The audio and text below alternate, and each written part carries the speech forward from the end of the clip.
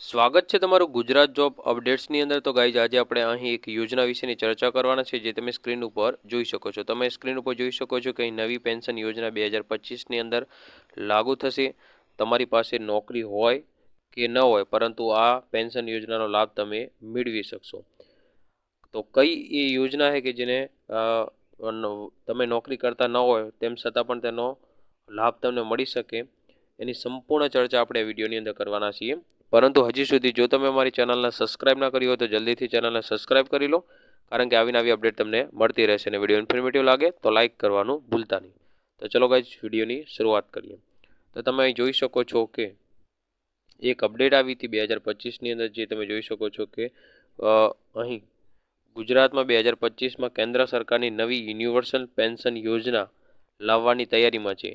આ જે universal pension યોજના છે એની અંદર તમને આનો લાભ મળશે।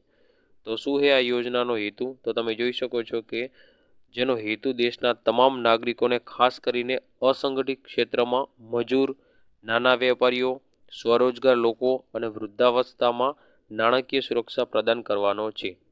આ યોજના જે પેન્શન યોજનાનો છે એ હેતુ છે। બીજું છે કે કોણ અહીંયા લાભ ઉઠાવી શકશે, કોને મળશે આ યોજનાનો લાભ?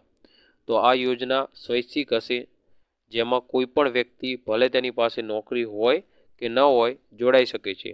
આ યોજનામાં પ્રધાનમંત્રી શ્રમ યોગી માનધન અને રાષ્ટ્રીય પેન્શન યોજના જેવી જે વર્તમાન જે પેન્શન યોજના જે મર્જ કરવાની છે એની શક્યતાઓ રહેલી છે અહીંયા, કે આ જો પેન્શન યોજના આવશે તો જે ઉપરની બે યોજના એને મર્જ કરવાની, જે નિવૃત્ત પછી માસિક પેન્શન પ્રદાન કરે।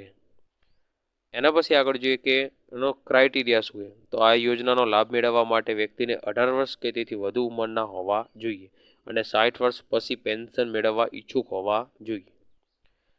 એનાથી આગળ આપણે ચર્ચા કરીએ કે કર્મચારીઓ માટે 10 વર્ષની ક્વોલિફાઇંગ સર્વિસ જરૂરી છે અને ડિસમિસ થયેલા કર્મચારીઓને આ યોજનાનો લાભ મળશે નહીં। બીજું છે એના પછી જોઈએ આપણે કે આ નવી યોજના હાલની રાષ્ટ્રીય પેન્શન યોજનાનું સ્થાન નહીં લે, પરંતુ તેને પૂરક તરીકે કાર્ય કરશે અને સરકાર રાજ્ય સરકારોને તેમની પેન્શન યોજનાઓમાં આ યોજના મર્જ કરવા માટે પ્રોત્સાહિત કરી શકે છે। તો તમને અપડેટ અહીં સમજમાં આવી ગઈ હશે જે પેન્શન યોજના। તો આ યોજના તમને જો આ યોજના લાગુ પડી જાય, કઈ યોજના? તો યુનિવર્સલ પેન્શન યોજના। તો એના અંતર્ગત તમને બધા જે નોકરી નથી કરી રહ્યા એ લોકો પણ એપ્લાય કરી અને પેન્શન મેળવી શકશે। તો આજ માટે આટલી જ અપડેટ હતી। Thank you.